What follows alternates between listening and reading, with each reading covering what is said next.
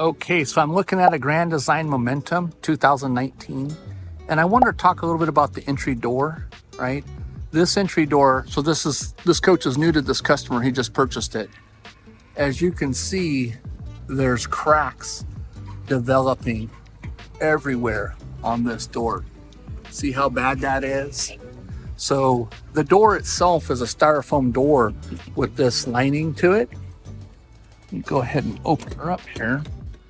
What I want to talk about is moisture and water getting back behind the door, getting trapped. So I continue to see these cracks developing. And the only thing that I can think of, and again, I'm not a chemist or an expert, but the glue that's sprayed to this material, that's bonded to the styrofoam, has got to be getting wet, or condensation or heat maybe from the inside of the coach. Something is causing it to continue to happen. When I look at the door, what I want to bring to everybody's attention is the door windows are not sealed. So you can see where the door's been flexing, and it's been flexing the decal, or the decal shrunk up. There's no sealing around these windows. And so I'm wondering if that's causing an issue.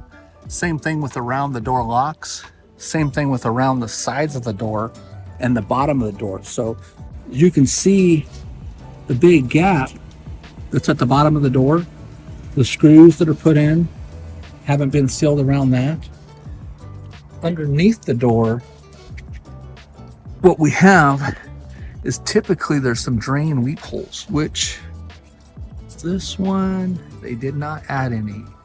So on other doors that I'm looking at, there's usually a series of holes down underneath here, and those holes will allow the water to drain out. Again, this frame is just sandwiched in place with no real sealant behind it, or putties. So maybe take and pre-drill some 1/4-inch holes every 6-8 inches, especially towards the end. Just be clear, be careful of the screws, not to damage the screws. That'll create an area for the water to come out. At least if it gets in behind these areas. So when we're washing them, we see water definitely getting into that. Make sure that you're keeping your screws tight. If you've ever wanted to know what information's on the door, usually there's some kind of identification sticker here that has a VIN number to it. We're looking at to see if all the hinges are tight, if the rivets are pulling loose on anything, if the screws are coming loose on the screens, are the gaskets making good contact, are they getting worn? Again, look at how bad that thing is cracked on that door. And this door frame is a style where it's just clipped and popped in place, so there's no screws. And again, all that's around that door. So is it from the screen, is it from the window itself vibrating and moving, or allowing air and heat to get in when traveling? But something's causing that. And I would assume it's probably water myself, I would say. Again, you can see all the dirt and like watermarks that are getting in the screen. I look at the screen gimps to see if there's anything coming loose on the screens, if the bumpers are in place, if there's little tears in the screen, and then if the mechanisms and stuff are tight, and if there's anything damaged.